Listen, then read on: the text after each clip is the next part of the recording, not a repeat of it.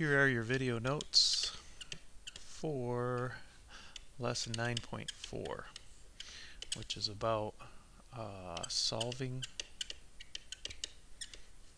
polynomial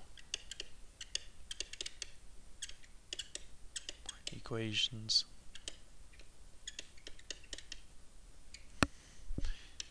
in factored form.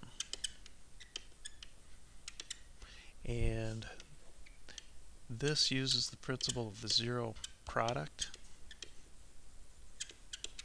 property, which is really kind of giving a name to a basic fact that if you have A times B equals 0, then either A has to equal 0 or B has to equal 0. And if you think about that, it's kind of logical. The only way to ever multiply two things together and get an answer of 0, one of the two numbers being multiplied together has to equal 0. So let's look at how this applies to polynomials in factored form.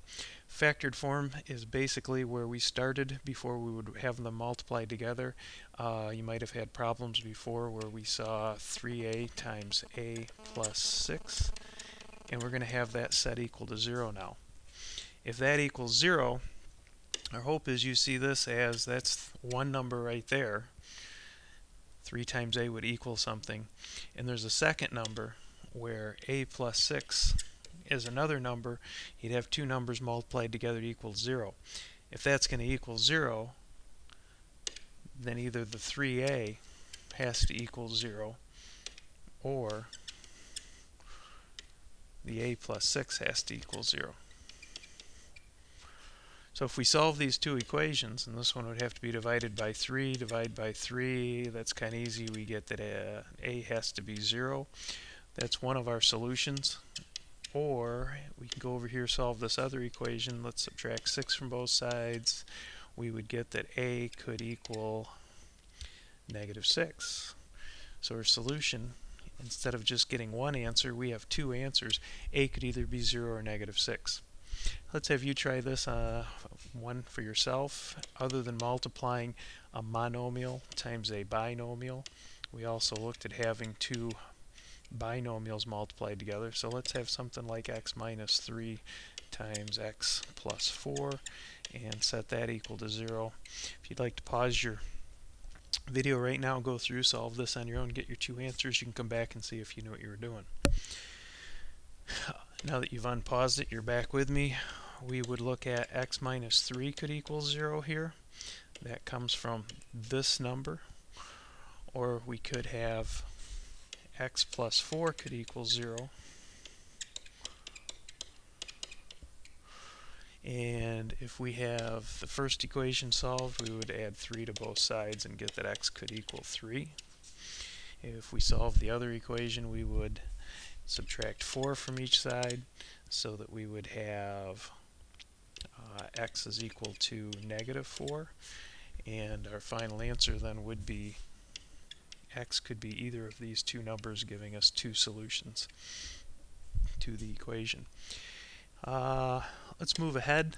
The other part of your assignments that you will be doing tomorrow in class will be what if these polynomials are not in factored form. You're going to have to be able to factor a monomial out of the equation, or out of the expression. Let's start with by taking a look at, if I gave you, we're up to example 3, 2x squared minus 6y. If we factor that apart, we're looking at what can we pull out of what you see here. What's in this that can be taken out? First of all, what's over here? If we look at just the 2 and the 6, you have to ask yourself, what's the greatest common factor of 2 and 6? The largest number that will divide into both of those evenly is a 2, so we can pull the 2 out. And then we would also want to take a look at, you have an x there and it's actually x squared, so that's like having x times x. Do you have any x's over here? No, there's nothing that can factor out of those as far as a variable. So the 2 is the only thing you can pull out forward and figure out what do you need to have left in the parentheses back here, so that if you went back through and distributed this 2 times these two numbers, you would go back to having your original expression. And that leaves us where we have to have an x squared here, and we have to have a 3y here. So that's now in factored form, or factored apart, where we have factored a monomial out. Let's have you try some on your own here. We'll go through, let me write in about 3 examples. Here's example 4, example 5, and example 6. If you guys will get these copied down and try to factor them out, I'll come back and give you the answers.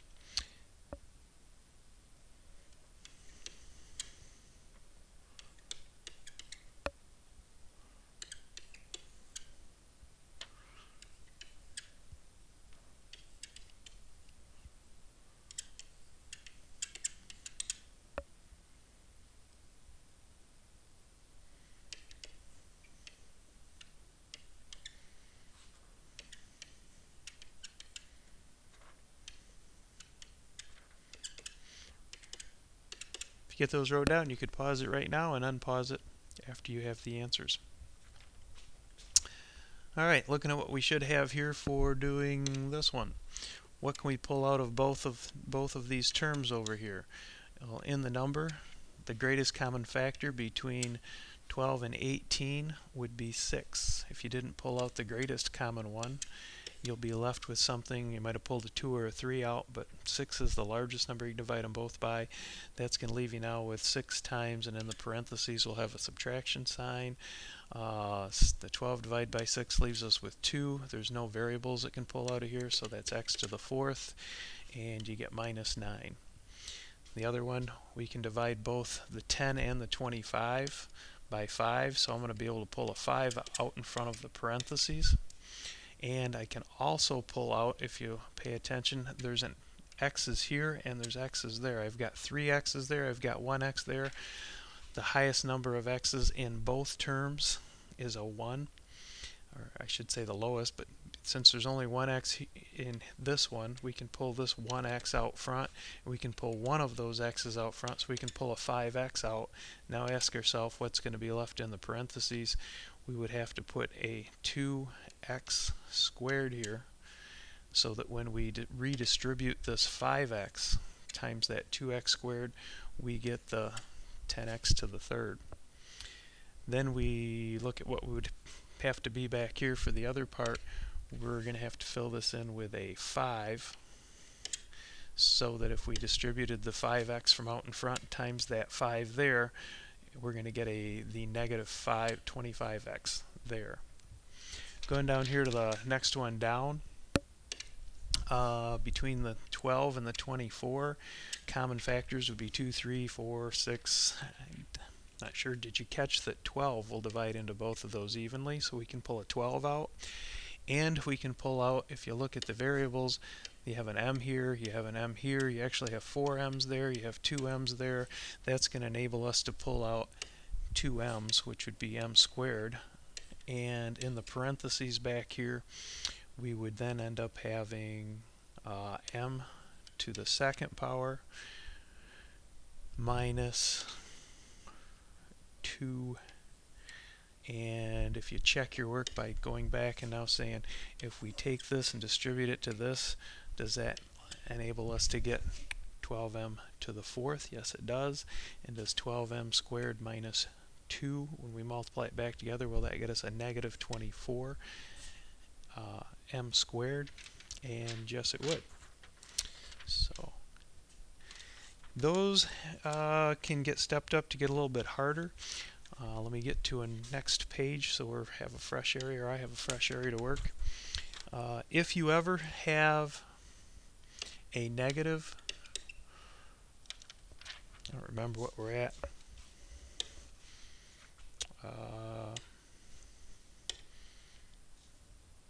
We're up to example 7. If you ever have a negative lead coefficient, such as negative 2g to the 4th plus 10g squared, factor that negative sign out front. So we actually want to pull out, what do we have here? We have a 2 and we have a 10. That means we can factor out a 2. But I'm indicating to you, if your lead coefficient, that is negative, factor that out as a negative. Then you would be looking at your g's. How many g's here? 4 there, 2 there. That means we can factor out a g squared. And then in the remaining part that we would still have here in parentheses, we will have a g squared, but it's now positive, and we factor a negative 2 out of this positive 10, it's going to leave us with a negative 5, and that will not have any g. So if you look at multiplying this back together, just as a check to see if we did it right, the negative 2 g squared times a g squared will give us the negative 2g to the 4th, and the negative 2g squared times the negative 5 will give us the positive 10g squared. So we've got that done, checked our work. Just give you a couple more to try. These might just get a little more difficult as we go through. We will go to example 8. And we'll have a negative 18a to the 9th minus 42a to the 7th. And let's try to pull a fast one on you, see if we can make it more difficult. Example 9 will actually be to have a trinomial, and can you factor a monomial out of it?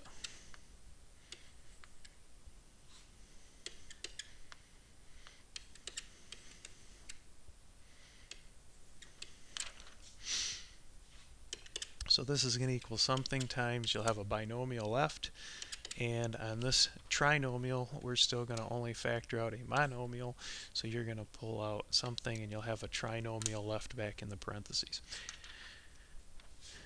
If you want to pause it, go through, work these out, you can. Unpausing it with me. Looking at what you have number-wise, this negative, I want to pull out front. So if I pull the negative out front, the fact that that's negative is going to leave this to now be positive in the parentheses. And if I look at the 18 and the 42, highest number I can think of that I can divide them both by, or the greatest common factor, is 6. If I pull a negative 6 out of the negative 18, I'll be left with a positive 3. Out of the negative 42, if I pull a 6 out, I will be left with a positive 7. And then if I now look at what can be pulled out of as far as that term's got 9 a's in it and this has 7 a's in it, I can pull 7 a's out of both of them, leaving this one with 2 a's and the other one without any a's. And that is now factored. If we now go down to example 9, you actually need to look through 3 numbers now. What is the greatest common factor of 6, negative 10, and 18? And the largest number you can divide into all those would be 2. So we can factor out a 2 out in front. And then if we look at the letter, we have 7 q's there, 4 q's there, and we have 2 q's there, giving us this one really determines the fact we can pull 2 out of all 3 terms. So we're going to pull 2 of the q's out in front and have 2 times 2q as our monomial out front. Then looking through that, if we pull out the 2 from the 6, that'll leave us with a 3. Take 2 q's out of the 7, we have q to the 5th. Back here we will have, pulling the 2 out of the negative 10, we will have negative 5. And if we take 2 of the q's out of the 4 that are there, we'll be left with q to the 2nd power. And here where we have the positive 18, taking a 2 out of it, we will have a positive 9. And these 2 q's, or q to the 2nd, has been factored out front, and that has now been factored entirely. Conclude your notes on lesson 9.4 for today.